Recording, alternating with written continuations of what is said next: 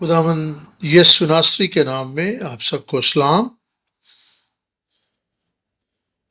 फजा के ऊपर किसी चीज की रोया और खुदा का तख्त, यह है आज की स्टडी का मौजू। आए मेरे साथ हिजकील की किताब पहला बाब 22 बाब से 28 आयत तक हम पढ़ेंगे। जानदारों के सरों के ऊपर की फजा बलोर की मानद दरखशां थी और उनके सरों के ऊपर फैली थी, और उस फजा के नीचे उनके पर एक दूसरे के सीध में थे। हर एक के दो परों से उनके बदनों का एक पहलू और दो परों से दूसरा पहलू ढंपा था।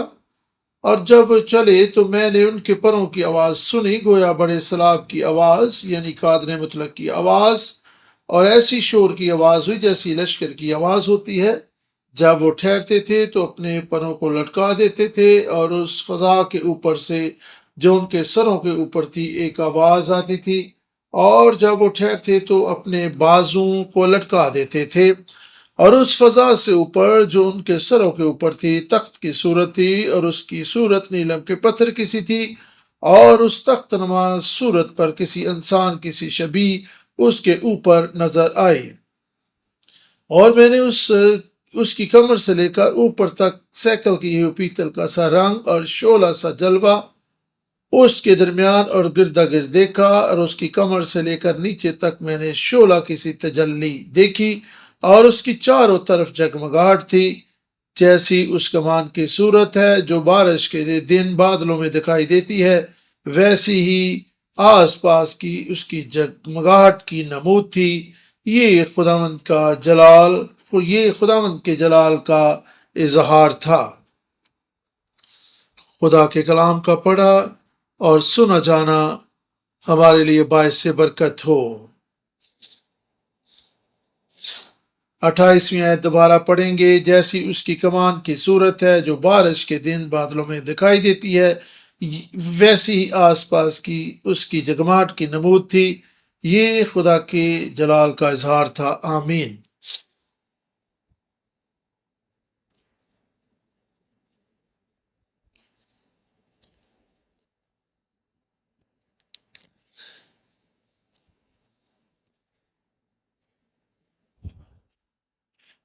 ये वो रोया है जो हिजकील ने देखी, और ये रोया जो है जो हिजकील को मिली है पहली वाली रोया से हट के, जिसमें उसने 4 जानदारों की रोया देखी थी। इस रोया में हिजकील ने फजा की रोया देखी है, और उसके साथ उसने एक तख्त भी देखा है। सबसे पहले याद रखिए कि जानदारों के सरों के ऊपर की फजा ब्लोर की मानद दरखशां थी और उनके सरों के ऊपर फैली हुई थी।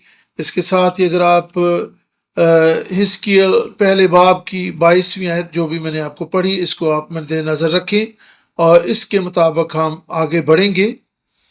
ये अभी आपके सामने जो तस्वीर नजर आ रही है, जो हवाला पढ़ा गया है, ये उसकी अक्कासी करती है। ये जानदार और फिर करूबी और ये पहिए हैं। शायद ये हूबहू तो नहीं तस्वीर, लेकिन मुझे उम्मीद है कि कुछ इसी तरह का दिखाई देता होगा। जानदारों और फिर इन पहियों के पीछे आप एक बलोर सा देख रहे हैं। ये बिल्कुल शीशे का एक मेज दिखाई देता है। ये फजा जो है ये बलोर की मानद है, और मैं वजाहत करूंगा कि ये इस तरह क्यों कर दिखाई दे रही है।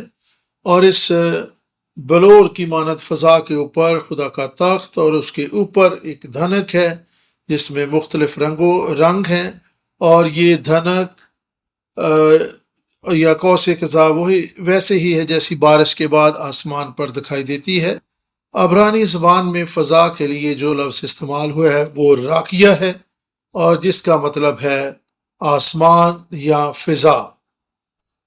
राकिया लफ्ज़ इब्रानी अल्फाज के लफ्ज़ हैमर से मखूज है। जिस तरह हथौड़े से किसी धात को कूटा जाता है गर्म करके, ताकि आप उससे मतलूबा डिज़ाइन या शक्ल का कोई बर्तन बना सकें। कदीम ज़माना में लोग ये ख्याल करते थे कि आसमान या फिजा जो है ये एक धात की मानद सख्त है, جو زمین کے اوپر ایک کورنگ کی صورت میں چھائی ہوئی ہے، اور حزقیل نے جو اوپر جانداروں کو دیکھا تھا، دراصل یہ ایک فضا تھی۔ حزقیل نے جانداروں کے اوپر جو فضا دیکھی تھی وہ اصل میں آسمان نہیں تھا یا فضا نہیں تھی، بلکہ فضا کی مانند کوئی چیز تھی جو کہ آنکھوں سے دیکھی جا سکتی تھی۔ یہ ایک وسیع خلا تھی جو کہ ان جانداروں کے سروں پر چھائی ہوئی تھی۔ آج کے حوالہ میں جو ہم نے فضا کا لفظ پڑھا ہے اسے آسمان سمجھا جائے، اور اس کا پیدائش 1 باب 6 آیت اور پھر حزقیل اور پھر یہ مختلف حوالہ جات میں جو فضا کے طور پر اس کا ترجمہ کیا گیا ہے۔ زبور 150 1 اور 2 آیت میں اس کا ترجمہ آسمان بھی کیا گیا ہے۔ اس کے ساتھ ہی دانیل 12 باب 3 آیت، دانیل کی کتاب میں بھی اس کا ترجمہ آسمان کیا گیا ہے، اور بائبل مقدس کے دیگر حوالہ جات میں بھی اس کو آسمان کے طور پر ترجمہ کیا گیا ہے۔ پیدائش 1 باب 1 آیت میں خدا نے آسمان اور زمین کو بنایا، اور اس کا ترجمہ جو ہے عبرانی زبان میں شمائی ہے، اور اس کا مطلب ہے فضا یا آسمان، جس کے تعلق سے ہم بات کر رہے ہیں، اور اس سے مراد روحانی آسمان بھی ہے۔ لفظ شمائی میں راکیہ کا معنی اور مفہوم بھی پایا جاتا ہے۔ راکیہ کے تعلق سے مزید وضاحت بعد میں کی جائے گی۔ پیدائش 1 باب 7 آیت میں خدا نے دوسرے دن فضا کو بنایا۔ آئیں اس حوالہ کو پڑھتے ہیں۔ 1 باب 7ویں آیت، پس خدا نے فضا کو بنایا اور فضا کے نیچے کے پانی کو فضا کے اوپر کے پانی سے جدا کیا، اور ایسا ہی ہوا۔ 14 اور 15 آیت، اور خدا نے کہا کہ فلک پر نیر ہوں کہ دن کو رات سے الگ کریں، اور وہ نشانوں اور زمانوں اور دونوں دنوں اور برسوں کے امتیاز کے لیے ہوں، اور وہ فلک پر انوار کے لیے ہوں کہ زمین پر روشنی ڈالیں، اور ایسا ہی ہوا۔ چوتھے دن خدا نے سورج اور چاند اور ستاروں کو پیدا کیا، اور خدا نے انہیں آسمان پر یعنی راکیہ فضا میں ان کو رکھا۔ آئیں فضا کے تصور کو یا اس کے معنی اور مفہوم کو مزید سمجھیں۔ یہ نیچے زمین ہے، اور پھر یہ فضا ہے، اور پھر اوپر فضا کے اوپر کیا ہے؟ یہ خدا کا تخت ہے۔ اس کے اوپر خدا کا تخت یعنی یہ وہ مقام ہے جہاں پر خدا موجود ہے۔ اسے ہم خدا کی بادشاہی بھی کہتے ہیں کیونکہ خدا یہاں پر موجود ہے۔ ہم اس زمین پر رہتے ہیں، ہمیں اس زمین پر خدا کی بادشاہی کو قائم کرنا ہے، خدا کے تخت کو قائم کرنا ہے۔ جہاں پر ہم رہتے ہیں یہ زمین ہے، اور اوپر فضا کے اوپر آسمان، یہاں پر خدا کا تخت ہے، اور آسمان اور زمین کے درمیان جو فضا ہے اس میں سورج، چاند اور ستارے پائے جاتے ہیں۔ فضا صرف آسمان اور خدا کے تخت کے درمیانی خالی جگہ نہیں، بلکہ یہ بہت بڑی ہے، اس میں کائنات موجود ہے، اور یہ وسیع ترین ہے۔ اس فضا میں سورج، چاند اور ستارے پائے جاتے ہیں۔ دیکھیں یہ فضا کیسی ہے، یہ ہماری سوچوں خیالوں سے بھی بڑی ہے، کیونکہ اس میں سورج، چاند اور ستارے بھی پائے جاتے ہیں، اور آپ تصور کریں کہ یہ کس قدر وسیع ہے کہ اس قدر بڑے اجرام فلک اس فضا میں پائے جاتے ہیں۔ حزقیل کی رویا روحانی رویا ہے، جس میں علامتی تسبیحات اور تصویریں اور علامات استعمال کی گئی ہیں۔ حزقیل نے رویا میں جن جانداروں کو دیکھا، اگر وہ واقعی جسمانی طور پر ہمارے سامنے آئیں تو ہم سب انہیں دیکھ کر ڈر جائیں گے اور انہیں دیکھ کر بھاگ جائیں گے۔ ان جانداروں کے چہرے، ان کے پیر، یہ سب کچھ جو ہے ان میں روحانی معنی اور مفہوم پائے جاتے ہیں۔ ان کے سروں پر فضا تھی، اور وہ فضا بلور کی مانند تھی۔ شاید آپ سوچ رہے ہوں کہ وہ چاروں جاندار آسمانی مخلوق ہیں، لیکن وہ آسمان پر ہونے کی بجائے فضا میں کیوں موجود ہیں؟ ان 4 جانداروں کے فضا میں ہونے کے بھی معنی مفہوم ہیں کہ وہ کیوں آسمان پر نہیں ہیں بلکہ فضا میں ہیں۔ پہلا مفہوم یہ ہے کہ وہ شیطان کی طرح گرائے گئے ہیں اور وہ زوال پذیر ہیں۔ دوسرے نمبر پر ان کے پاس کرنے کے لیے ایک کام ہے، انہیں خداوند یسوع مسیح کی طرح ایک ذمہ داری دی گئی ہے، ایک منصوبہ دیا گیا جسے انہوں نے پورا کرنا ہے۔ وہ ایک مقصد کے تحت ظاہر ہوئے ہیں اور اس لیے وہ فضا میں ہیں نہ کہ آسمان پر۔ ان کے سروں کے اوپر فضا ہے اور پھر فضا کے اوپر تخت یعنی خدا کا تخت موجود ہے۔ آئیں اس کے روحانی معنی اور مفہوم کو بھی دیکھیں جن کو میں نے سمجھا ہے، اور میرے فہم و ادراک کے مطابق یہ کچھ اس طرح سے ہیں۔ میں حتمی طور پر نہیں کہتا کہ یہ بالکل ایسے ہی ہے جیسا کہ میں نے ان کو سمجھا ہے یا جیسے میں بیان کرنے لگا ہوں۔ اور فرض کریں کہ یہ زمین ہمارا بدن ہے، آسمان جو ہے روحانی ہے، سو یہ زمین آپ کہہ سکتے ہیں یہ جسمانی ہے اور آسمان جو ہے وہ روحانی ہے۔ تو پھر آسمان اور زمین کے درمیان کیا ہے؟ یہ فضا ہے۔ اس فضا کو ہم ذہن یا جان کہہ سکتے ہیں۔ ذہن میں کئی ایک چیزیں جو ہیں وہ سما سکتی ہیں، یا کئی ایک چیزیں ذہن یا دماغ کا حصہ ہیں۔ غور کریں کہ اس وقت آپ کے دماغ میں کیا ہے، کون کون سی چیزیں جو ہیں وہ آپ کے ذہنوں میں خیالوں میں آ سکتی ہیں۔ اس وقت آپ کی سوچیں، آپ کے خیالات کہاں پر ہیں؟ کون ان سوچوں، خیالوں اور اس ذہن کو کنٹرول کرتا ہے؟ آپ کا ذہن اس قدر وسیع ہے کہ اس میں سورج، چاند، ستارے اور یہ تمام اجرام فلک آ سکتے ہیں۔ ہمارے دماغ کی فضا میں بہت سی چیزیں جو ہیں وہ آ سکتی ہیں۔ کون اس دماغ پر حکمرانی کرتا ہے؟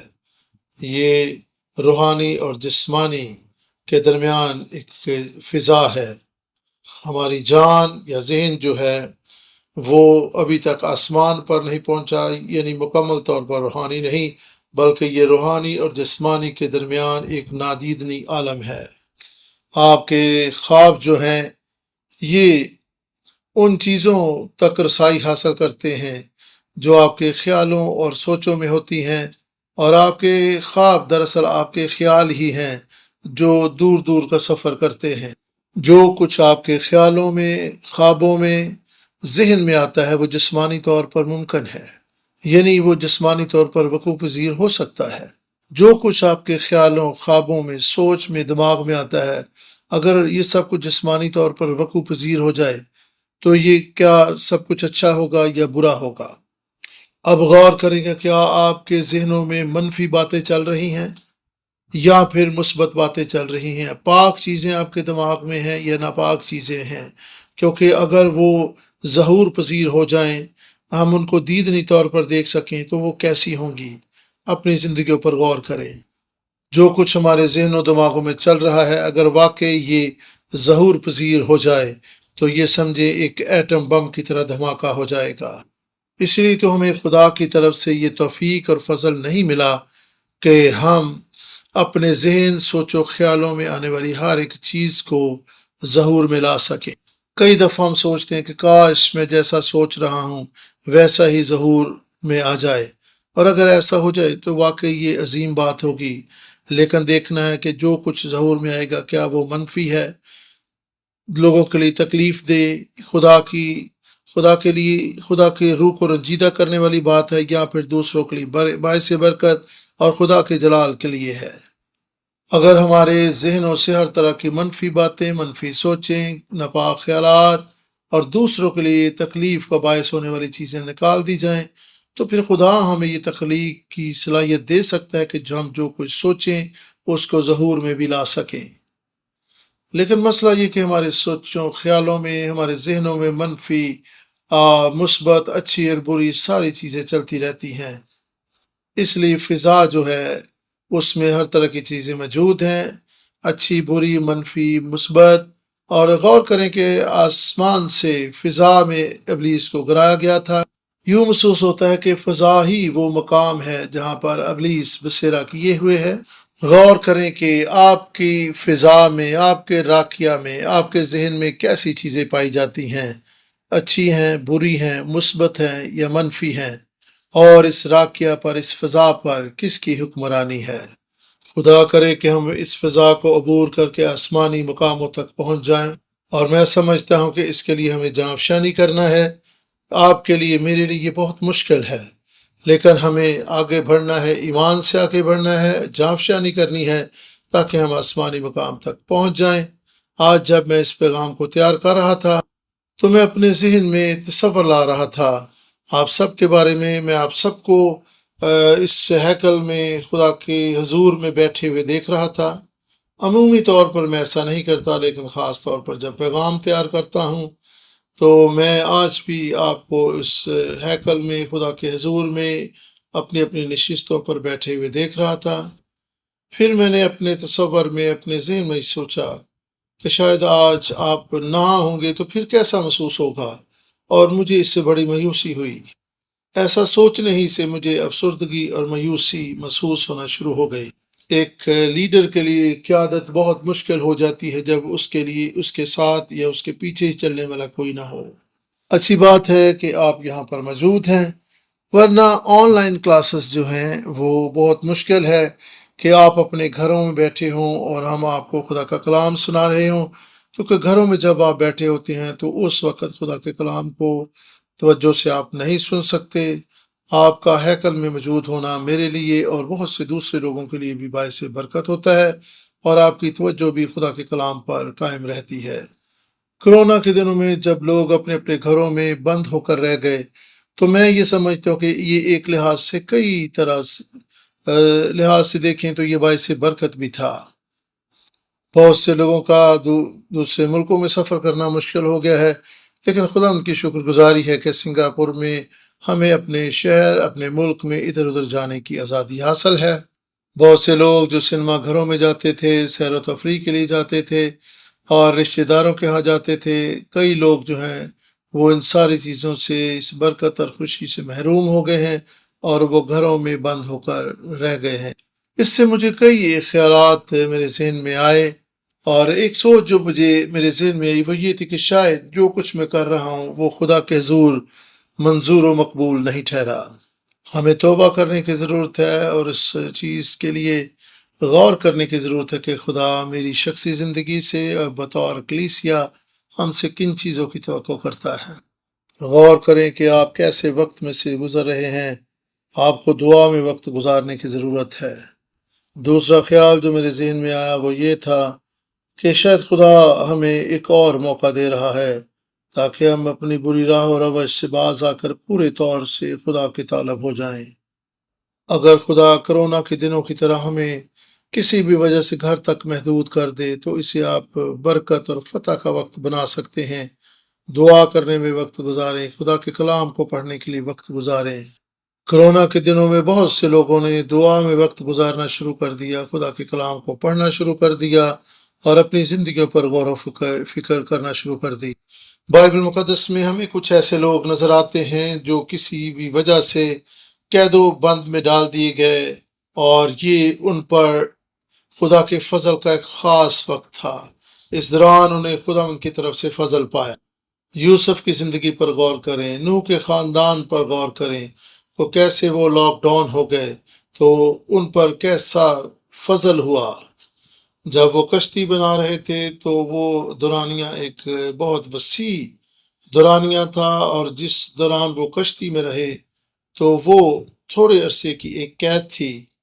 ان کی زندگی اور ان کے حالات پر غور کریں، ان کی ذہنی کیفیت کا اندازہ لگا۔ جب وہ کشتی میں تھے تو ان کی سرگرمیاں محدود ہو گئیں، اور میں سمجھتا ہوں کہ یہ خدا کے فضل کا وقت تھا۔ وہ خدا کے ساتھ وقت گزار سکتے تھے، اس کے کلام پر غور و فکر کر سکتے تھے۔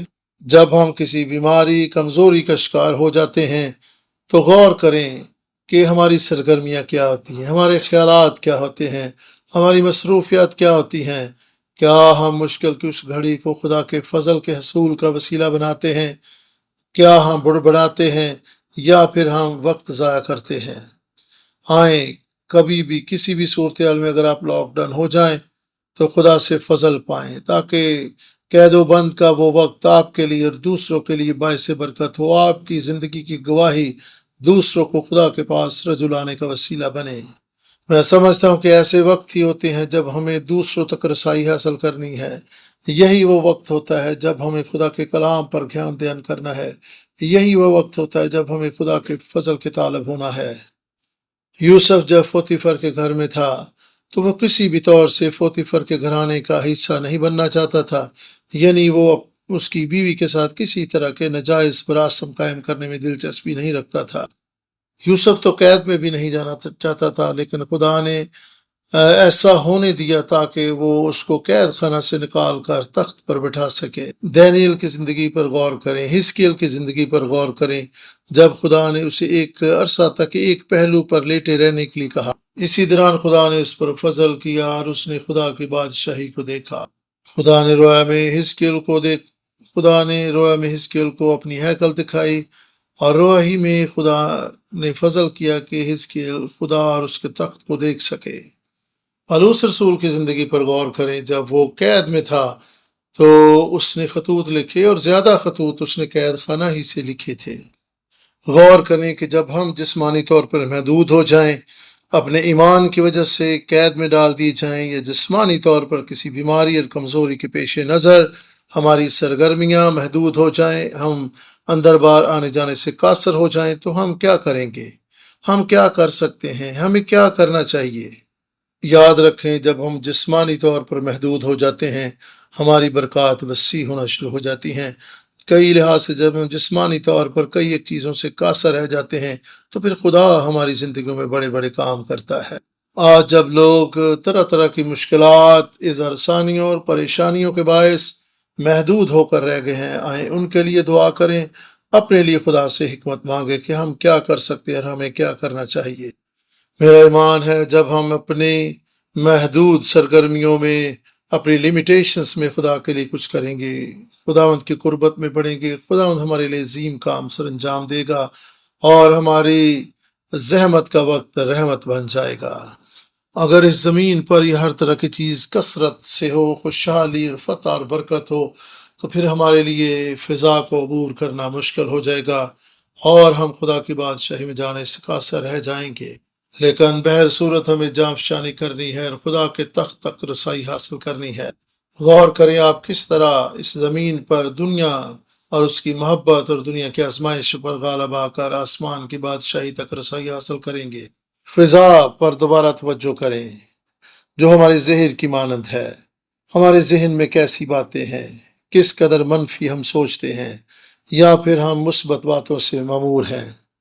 جب تک ہماری فضا یعنی ذہن سے، سوچوں خیالوں سے منفی، ناپاک اور مکروہ چیزیں نہیں نکلے گی، ہم خدا کی بادشاہی میں داخل نہ ہو پائیں گے۔ خدا یسوع مسیح کے دکھوں کا ہفتہ، اس کی خدمت، اس کی زندگی اور اس زمین پر اس کے مقصد کو بیان کرتا ہے۔ یسوع کے دکھوں کا ہفتہ یعنی مصلوبیت سے پہلے کا ہفتہ، خداوند یسوع مسیح کی زندگی، خدمت اور خدا کے منصوبے کو پیش کرنے کے ساتھ ساتھ مخلصی کی ساری تاریخ کو بھی بیان کرتا ہے۔ بس غور کریں کہ مسیح کے دکھوں کا ہفتہ یعنی مصلوبیت سے قبل خداوند یسوع مسیح کا پیشن ویک کس قدر اہم ہے۔ خداوند ہم پر فضل کرے کہ ہم مسیح یسوع کے دکھوں، اس کے خون بہائے جانے اور اس کی مصلوبیت کے وسیلہ سے اپنی فضا کو، اپنے ذہنوں کو، سوچوں خیالوں کو پاک کر کے اس فضا کو عبور کریں اور خدا کی بادشاہی میں داخل ہو سکیں۔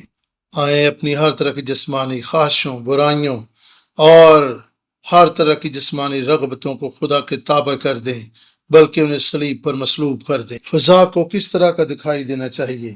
زبور 91 کی پہلی آیت کو ہم خدا کے کلام میں پڑھیں گے۔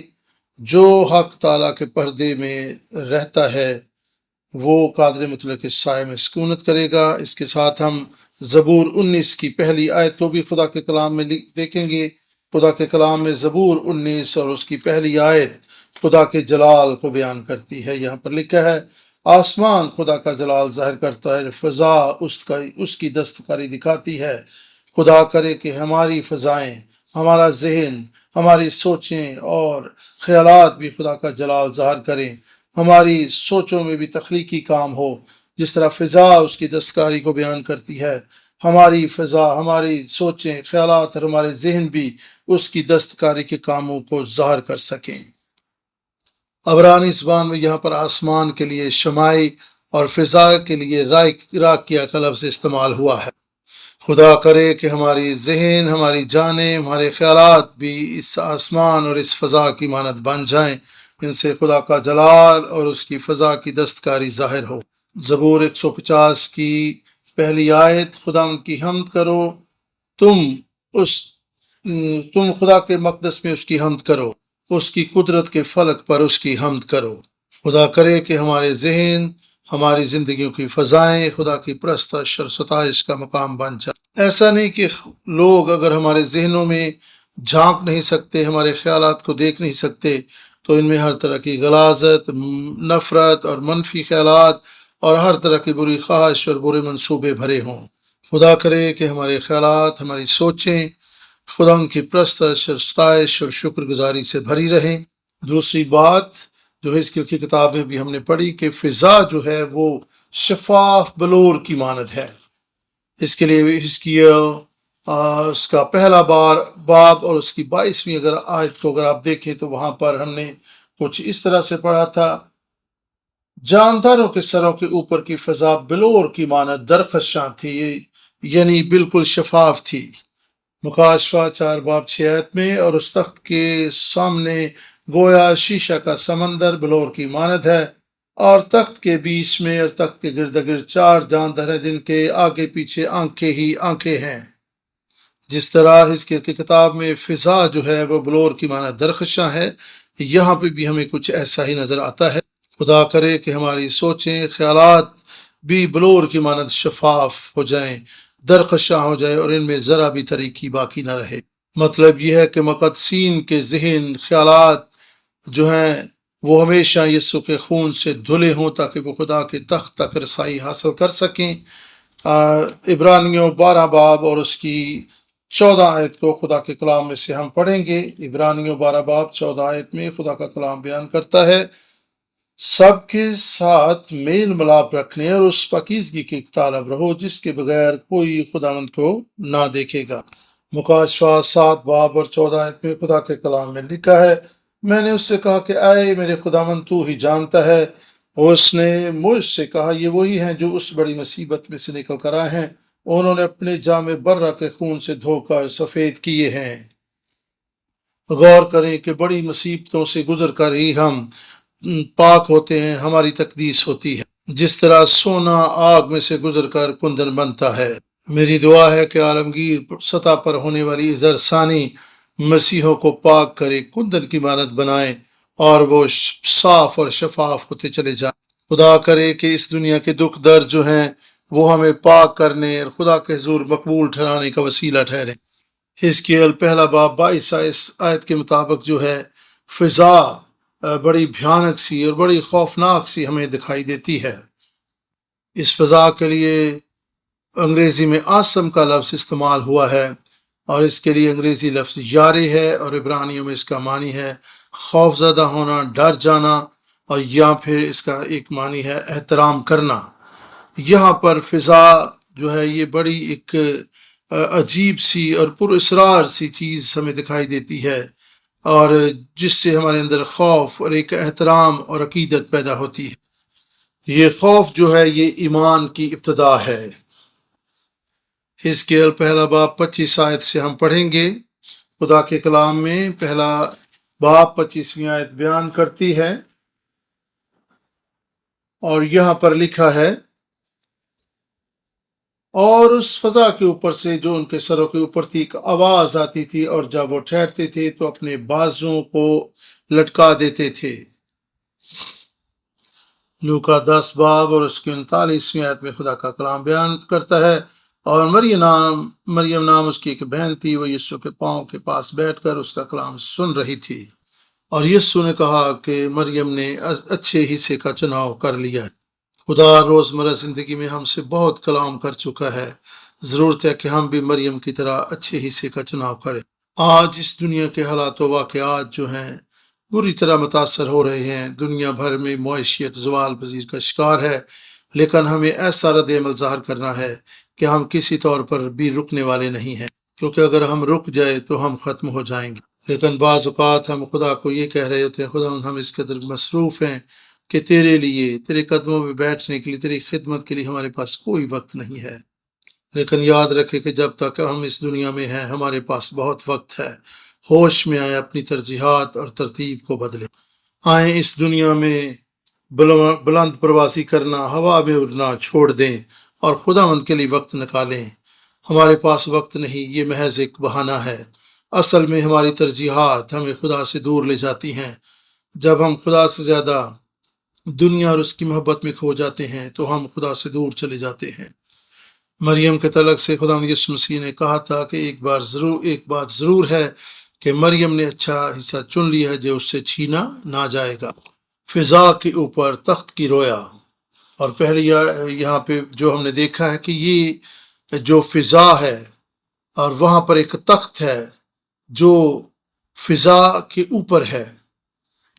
26ویں آیت بیان کرتی ہے کہ اس فضا کے اوپر تخت کی صورت اور اس کی صورت نیلم کے پتھر کی سی تھی۔ حزقیل 10 باب پہلی آیت میں لکھا ہے، تب میں نے نگاہ کی اور کیا دیکھتا ہوں کہ اس فضا پر جو کروبیوں کے سر کے اوپر تھی ایک چیز نیلم کی سی دکھائی دی اور اس کی صورت تخت کی سی تھی۔ خدا کا تخت فضا کے اوپر تھا۔ خدا کا تخت جو ہے دنیا کی تخلیق سے اوپر ہے۔ یہی بات تو ہے جو پولس رسول نے بھی دیکھی تھی اور اس نے اسے تیسرا آسمان کہا۔ یسایہ 6 باب 1 آیت میں لکھا ہے، جس سال میں عزیہ بادشاہ نے وفات پائی، میں نے خداوند کو ایک بڑی بلندی پر اونچے تخت پر بیٹھے دیکھا اور اس کے لباس کے دامن سے ہیکل معمور ہو گئی۔ نیلم انگلش میں لیپس لازولی یا سفائر، اس کے لیے عبرانی کا جو لفظ استعمال ہوا ہے وہ سیپر ہے، اور اس کا مطلب ہے ایسا قیمتی موتی جو کاہن کے لباس یعنی سردار کاہن کے لباس کی دوسری قطار میں پایا جاتا تھا۔ یہ قیمتی موتی جو ہے یہ خوبصورتی اور حسن و جمال کو پیش کرتا ہے۔ خروج 28 باب اور 18 آیت میں لکھا ہے، دوسری قطار میں زمرد اور نیلم اور ہیرا۔ دوسری بات، وہاں پر انسان کی سی صورت کی شبیہ بھی وہاں پر دکھائی دی۔ پہلا باب حزقیل 26 آیت، اور اس فضا سے اوپر جو ان کے سروں کے اوپر تھی تخت کی صورت تھی، اور اس کی صورت نیلم کی پتھر کی سی تھی، اور اس تخت نما صورت پر کسی انسان کی سی شبیہ اس کے اوپر نظر آئی۔ یہاں پر ہم خدا کو دیکھتے ہیں کہ وہ اس تخت پر موجود ہے۔ آپ کو یاد ہے کہ خدا نے انسان کو اپنی صورت اور شبیہ پر پیدا کیا تھا۔ یہاں پر انسان کی صورت کی سی شبیہ بھی تھی، اور یہ خدا کے جلال کی صورت اور شبیہ بھی دیکھنے کو ملتی ہے۔ وہ کون سی ہستی ہے جس میں انسان کی صورت اور شبیہ بھی پائی جاتی ہے اور اس میں خدا کا جلال بھی دیکھنے کو ملتا ہے؟ یقیناً یہ خداوند یسوع مسیح کے سوا اور کوئی ہستی نہیں ہو سکتی۔ خداوند یسوع مسیح ہی اس دنیا میں مجسم ہوا اور انسانی صورت میں آ گیا۔ اگرچہ وہ خدا کے جلال اور اس کی صورت تھا اور وہ کسی طور سے خدا سے کم نہیں تھا، پھر بھی وہ انسان بن کر اس دنیا میں آ گیا۔ اس نے اپنے وقار اور مقام کو چھوڑ دیا اور اسے قبضہ میں رکھنے کی چیز نہ سمجھا اور خادم کی صورت اختیار کی۔ یوحنا پہلا باب 14 میں لکھا ہے کہ کلام مجسم ہوا اور انسانی شکل میں ظاہر ہوا اور ہمارے درمیان رہا۔ حزقیل پہلا باب 28 آیت میں لکھا ہے، جیسی اس کمان کی صورت ہے جو بارش کے دن بادلوں میں دکھائی دیتی ہے، ویسی آس پاس کی اس کی جگمگاہٹ کی نمود تھی۔ یہ خداوند کے جلال کا اظہار۔ پیدائش 9 باب اور اس کی 13ویں آیت میں اس طرح سے لکھا ہے، میں اپنی کمان بادل میں رکھتا ہوں، وہ میرے اور زمین کے درمیان عہد کا نشان ہوگی۔ 16ویں آیت میں لکھا ہے، اور کمان بادل میں ہوگی اور میں اس پر نگاہ کروں گا تاکہ میں اس ابدی عہد کو یاد کروں جو خدا کے اور زمین کے سب طرح کے جانداروں کے درمیان ہے۔ قوس قزح یا آسمان پر نظر آنے والی دھنک جو ہے یہ خدا کے عہد کی نشانی ہے۔ یہ اس عہد کی نشانی ہے جو خدا نے نوح کے ساتھ باندھا تھا۔ قوس قزح خدا کا عہد ہے اور یہ بارش کے بعد آسمان پر ظاہر ہوتی ہے۔ استثنا 32 باب 8 آیت بیان کرتی ہے کہ قوس قزح یا دھنک جو ہے یہ خدا کا فضل ہے۔ دھنک جو ہے یہ مصیبتوں کی علامت بھی ہے، جیسا کہ ہم نوح کے دور میں اس کو دیکھ سکتے ہیں۔ آپ غور کریں کہ جب دھنک آسمان پر ظاہر ہوتی ہے تو اس کے بعد آسمان پر سورج اپنی آب و تاب کے ساتھ چمکتا ہے۔ روشنی قوس قزح جو ہے 7 رنگوں میں اپنی روشنی منعکس کرتی ہے۔ مصیبتوں سے گزرنے کے بعد خدا ہمیں فضل دیتا ہے کہ ہم اس کے کلام کو سمجھ سکیں۔ بارش جو آسمانوں سے برستی ہے، اس کا ایک ایک قطرہ جو آسمان سے آتا ہے، اوپر کا پانی جو ہے وہ نیچے زمین پر آتا ہے، یہ خدا کے اس فضل کی نشانی ہے جو آسمانوں سے ہماری زندگیوں پر ہوتا ہے۔ یوحنا پہلے باب کے مطابق یوحنا رسول ہمیں بتاتا ہے کہ یہ فضل جو آسمانوں سے ہم پر ہوا ہے، وہ فضل جو آسمانوں سے زمین پر اترا ہے، یسوع ناصری ہے۔ یوحنا پہلا باب 4 آیت کے مطابق یسوع نور ہے۔ ابتدا میں کلام تھا اور یہ کلام آدمیوں کے لیے نور تھا۔ وہ کلام جو مجسم ہوا یسوع ناصری ہے۔ یوحنا پہلے باب 18 آیت میں کلام مجسم ہوا اور نور فضل اور سچائی سے ممور ہو کر ہمارے درمیان رہا۔ یسوع نے اپنے تجسم سے، اپنے کلام، اپنی خدمت اور اپنی سچائیوں سے اس دنیا کو بدلا۔ روشنی نادید نہیں ہوتی ہے، اس کا کوئی رنگ نہیں ہوتا، لیکن ہم اس کو دیکھ سکتے ہیں۔ اگرچہ روشنی بے رنگ ہوتی ہے، لیکن پانی کے قطرے پر جب یہ روشنی پڑتی ہے تو جس طرح قوس قزح کے 7 رنگ ہوتے ہیں اور وہ پانی کے وسیلہ سے منعکس ہوتے ہیں، اور روشنی کے ظاہر ہونے کے لیے ایک وسیلے کی ضرورت ہوتی ہے تاکہ وہ اپنی چمک دمک اور اپنے رنگوں کو ظاہر کر سکے، اس طرح خدا یسوع مسیح کو بھی اپنے تجسم کو، اپنی خدمت کو، اپنی قدرت کو ظاہر ہونے کے لیے ایک وسیلے کی ضرورت تھی، اور اس نے جسم اختیار کیا تاکہ اپنی صداقتوں کو، اپنی قدرت کو اور اپنے نام اور کلام کو اس دنیا پر ظاہر کر سکے۔ یسوع بھی نادیدنی کلام ہے جو آسمانوں سے ہمارے لیے یسوع نادیدنی کلام ہے جو تجسم ہوا اور اس نے کلام کیا تاکہ ہم سن سکیں۔ یسوع نے اپنی زندگی سے خداوند کو ظاہر کیا، اس نے خدا کے کلام کو بولا تاکہ ہم دیکھ سکیں، سن سکیں۔ یسوع نے صلیب پر 7 کلمات ادا کی، جس طرح میں نے بیان کیا تھا کہ مسیح کے دکھوں کا ہفتہ جو ہے مخلصی کی تاریخ کو بیان کرتا ہے، یہ انسان کی تاریخ بھی بیان کرتا ہے، اور مخلصی کی تاریخ اس میں دیکھنے کو ملتی ہے۔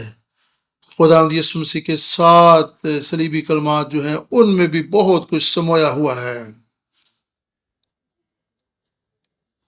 آپ کو علم ہے کہ جب کسی خاص قسم کا سلیوشن یا لیکوڈ بنایا جاتا ہے تو وہ بہت جو ہے وہ تھک قسم کا ہوتا ہے، اور جب کسی 1 لیٹر کے پانی میں ان کو ڈالا جاتا ہے تو چند قطرے ہی اس میں ڈالے جاتے ہیں، وہ اس قدر مؤثر اور کارگر ہوتے ہیں کہ چند قطرے ہی پورے پانی میں یا 1 لیٹر پانی میں اپنا اثر دکھا سکتے ہیں۔ 7 صلیبی کلمات بیان کرتے ہیں کہ خدا یسوع مسیح اس دنیا میں کیا لے کر آئے۔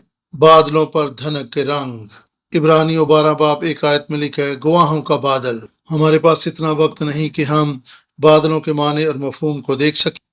حزقیل پہلے باب 26 آیت میں جو ہستی تخت پر بیٹھی ہوئی اس کے سر سے ایک دھنک سی نکل رہی ہے، جلال ظاہر ہو رہا ہے، مختلف قسم کے رنگ اور روشنی اس کے سر سے نکل رہی ہے۔ اس کے سر سے قوس قزح کے دھنک کے 7 رنگ جو ہیں وہ منعکس ہو رہے ہیں۔ مکاشفہ 10 باب میں ہم ایک فرشتہ کو دیکھتے ہیں، اس کے سر پر بھی ایک دھنک تھی، اس کا چہرہ آفتاب کی مانند تھا۔ سر جو ہے انسانی زندگی کے سوچ اور فلسفے کو بیان کرتے ہیں۔ عبرانیوں پہلے باب اور 30 آیت میں اس طرح سے لکھا ہے وہ اس کے جلال کا پرتاؤ اور اس کی ذات کا نقش و پر سب چیزوں کو اپنی قدرت کے کلام سے سنبھالتا ہے۔ اور آج کی اسٹڈی کا حاصل کلام یہ حزقیل 1 باب 28 آیت میں ہم دیکھتے ہیں کہ حزقیل نے اس کے چہرے پر نظر کی اور وہ گرا اور اس نے خدا کی آواز کو سنا۔ 28 آیت میں جیسا اس کمان کی صورت ہے جو بارش کے دن بادلوں میں دکھائی دیتی ہے، ویسے ہی آس پاس کی اس کی جگمگاہٹ تھی، یہ خدا کے جلال کا اظہار تھا۔ اور دیکھتے ہی میں اوندے منہ گرا اور میں نے ایک آواز جیسے کوئی باتیں کرتا ہے سنی۔ خدا کے خدام جنہیں خدا نے اپنے عہد میں شامل کیا ہے، لازم ہے کہ جب خدا کے کلام کی منادی کی جائے تو وہ اپنے منہ کے بل گریں اور خدا کے کلام کو سنیں۔ سننے کے لیے عبرانی زبان کا لفظ شامہ استعمال ہوا ہے، جس کا معنی مفہوم یہ ہے کہ سن کر تابعداری کرنا اور خدا کے کلام کی تکمیل اور تعمیل کرنا۔ لازم ہے کہ ہم خدا کے کلام کو سن کر تابعداری کریں، منہ کے بل گریں اور اس کا احترام کریں اور اس کے کلام کا خوف مانیں۔ خادموں کے لیے لازم ہے کہ وہ خدا کے کلام کو سنیں اور اس کی تعمیل کریں۔ مکاشفہ 1 باب 3 آیت۔ بعض اوقات ہم خدا کے کلام کو سنتے ہیں تو وہ ہمارے دل کو چھوتا ہے، لیکن سوال یہ ہے کہ اس کلام کا اثر اور برکت کتنی دیر ہماری زندگی میں قائم رہتی ہے، یا وہ کلام کس حد تک ہماری زندگیوں پر اثر انداز ہوتا ہے۔ مقاشفہ 1:3 میں خدا کا کلام بیان کرتا ہے، اس نبوت کی کتاب کا پڑھنے والا اور اس کے سننے والے اور جو کچھ اس میں لکھا ہے اس پر عمل کرنے والے مبارک ہیں، کیونکہ وقت نزدیک ہے۔ زمین، فضا اور آسمان کا بیان جو حزقیل کی کتاب میں ہوا ہے، یہ ایک پروسیس کو بیان کرتا ہے، اور اس سے ہمارے لیے یہی پیغام ہے کہ لازم ہے کہ اپنی زندگیوں میں تبدیلی لے کر ہم اس زمین سے اوپر فضا میں جائیں اور فضا سے اوپر خدا کے تخت تک رسائی حاصل کریں۔ تبدیلی کا ایک ہی طریقہ ہے کہ ہم بھی منہ کے بل گریں۔ اس کا مطلب یہ نہیں کہ ہم جسمانی طور پر منہ کے بل گریں، بلکہ خدا کے کلام کو سن کر فروتن ہو جائیں، حلیم ہو جائیں، اور اس کلام کو قبول کر کے اس کے مطابق اپنا طرز زندگی اپنائیں۔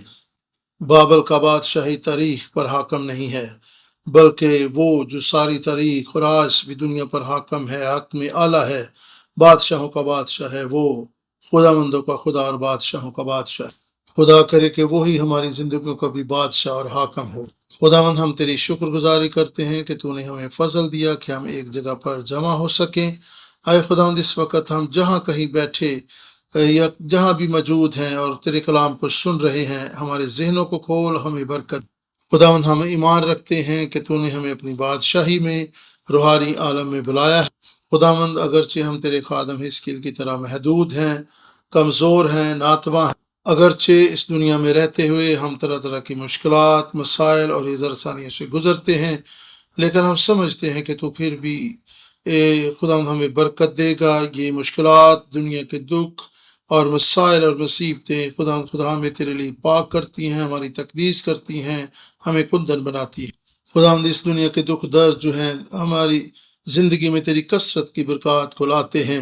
خداوند، اگرچہ ہم یوسف کی طرح، دانیل کی طرح، پالوس رسول کی طرح، خدا یرمیہ کی طرح، تیرے خدام کی طرح ہم کئی لحاظ سے خدا لاک ڈاؤن ہو جاتے ہیں، محدود ہو جاتے ہیں، لیکن ہم جانتے ہیں کہ تو فضل کرتا ہے، اور تو بحال کرتا ہے، تو ڈبل برکت دیتا ہے۔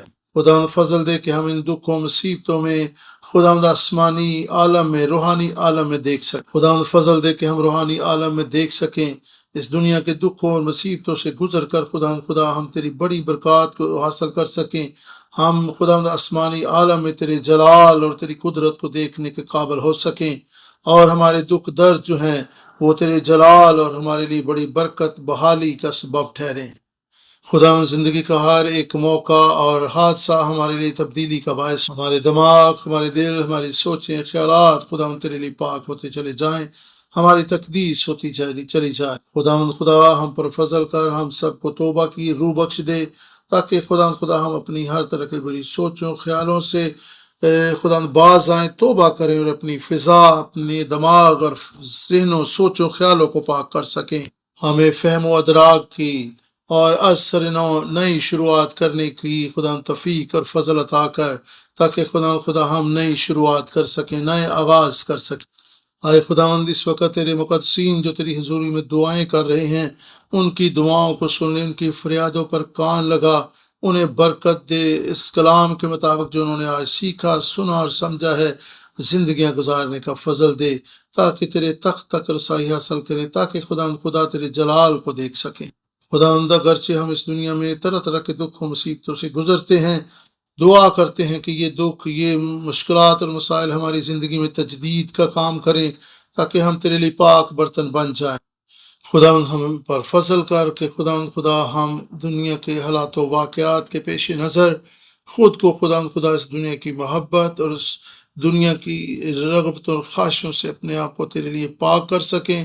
ہمیں غالب آنے کا فضل دے، ہمیں قائم رہنے کا فضل و توفیق دے، کہ ہم تجھ میں، تیری محبت میں بڑھتے چلے جائیں، اور اس بات پر ایمان رکھیں کہ زندگی کے دکھوں، مشکلات اور مسائل میں تیرا فضل ہم پر چھائے رہتا ہے۔ تو ہم سے دستبردار نہیں ہوتا۔ تو نے قید و بند کی صعوبتوں میں یوسف کو برکت دی، تو اس کے ساتھ رہا۔ خدا تو نے پالوس رسول کی زندگی میں عظیم کام کیے، اپنے بھید اور بقاشفات کو اس پر ظاہر کیا تاکہ وہ کلیسیاں کو خط لکھ سکے۔ خدا ہم تیری حضوری میں شکر گزاری کرتے ہیں آج کے کلام کے لیے، تیری خدا ان باتوں کے لیے، بھیدوں کے لیے، مقاشفات کے لیے جو خدا تو نے ہماری زندگی میں کھولے۔ ہم تجھے مبارک کہتے ہیں، ہم تیری ستائش کرتے ہیں اور اس بات پر ایمان رکھتے ہیں کہ تو بھلا ہے، اور خدا تو ہمیں کئی دفعہ ایسے حالات و واقعات سے گزرنے دیتا ہے تاکہ خدا تیری بزرگی، تیرا جلال، تیری قدرت ظاہر ہو، ہم برکت پائیں اور روحانی طور پر اگلے درجہ تک چلے جائیں۔ ہمیں فضل دے کہ اس دنیا میں تجھ میں تیرے لیے زندہ رہیں، اس دنیا کی محبت میں گرفتار نہ ہوں بلکہ فضا کی طرف بڑھیں، اور پھر فضا سے خداوند آسمانی تخت تک رسائی حاصل کریں، تیرے فضل تک خدا ہم رسائی حاصل کر سکیں۔ ہماری مدد کر، ہمیں برکت دے، اور اپنے لیے پاک، پوتر اور خالص زندگی بسر کرنے کا فضل دے۔ ہماری زندگیاں تیرے جلال کے لیے گزریں، ہماری زندگیاں تیری بزرگی کے لیے، ایک دوسرے کی برکت کے لیے گزریں۔ آج کے سارے وقت کے لیے، تیرے فضل کے لیے، آج کے کلام کے لیے خداوند ہم تیری شکر گزاری کرتے ہیں، تیرے نام کو مبارک کہتے ہیں۔ ہم یہ دعا خداوند یسوع مسیح کے پاک، پوتر اور جلالی نام کے وسیلہ سے مانگتے اور پاتے ہیں، آمین، ہاللویہ۔